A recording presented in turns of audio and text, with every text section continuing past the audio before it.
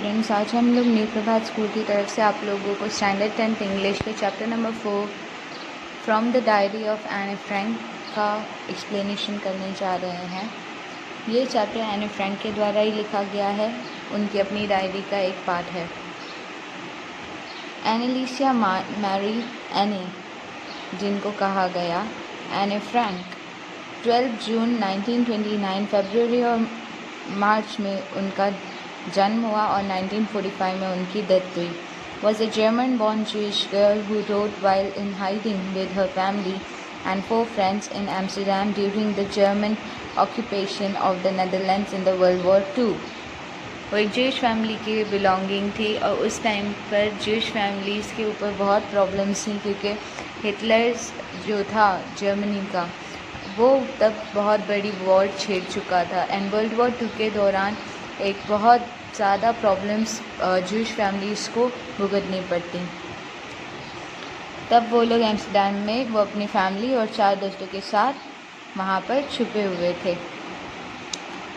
Then her family had moved to Amsterdam after the Nazis gained power in the Germany. फिर वो लोग Amsterdam चले गए जब जर्मनी में नाजीज़ ने अपना मीन्स पावर जमा लिया। After then but were trapped when the Nazis occupation extended into the Netherlands.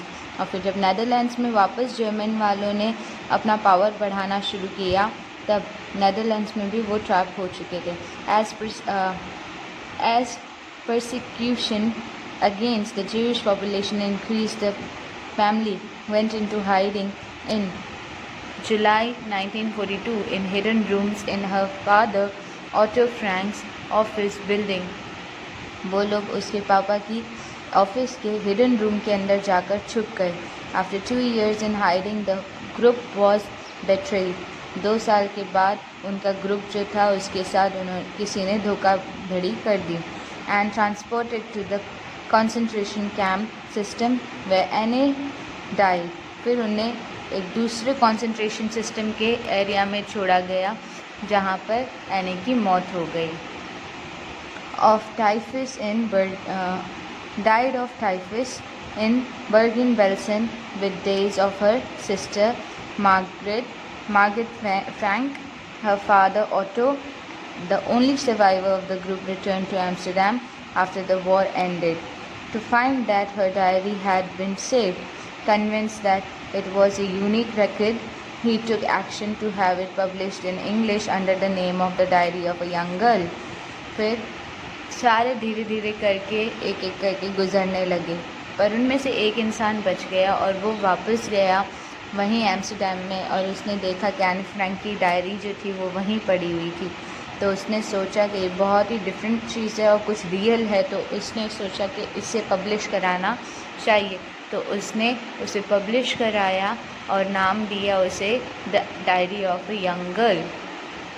The diary was given to Anne for her 13th birthday and chronicles the events of her life from 12 June to 1942 until its original Dutch into many languages and become one of the most widely read books. Diary of Anne Frank जो थी वो उसकी 13th birthday पर दी गई, उसकी एक gift थी उसके घर वालों के द्वारा, जिसके ऊपर वो अपने लाइफ के छोटे छोटे किस्से लिखा करती थी।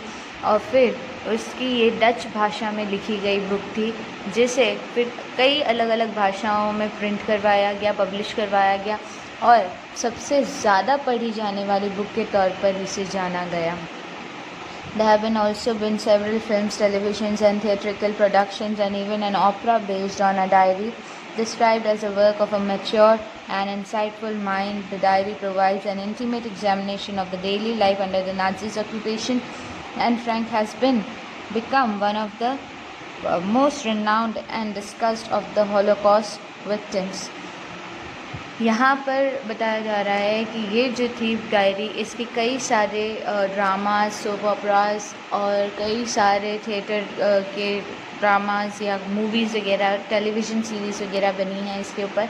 और एक बहुत अच्छी स्टोरी बुक है, जिसके अंदर हम लोगों को एक विक्टिम जो उस तरह के हालात में, वर्ल्ड वॉर 2 के हालात में फंसे हुए थे, उनकी पर्सनली डे कैसे बीत रहे थे, उसके बारे में एक बहुत अच्छा एक्सप्लेनेशन है और एन फ्रैंक सबसे ज़्यादा जानी मानी इंसान है उस प्रॉब्लमिस्टिक टाइम में से।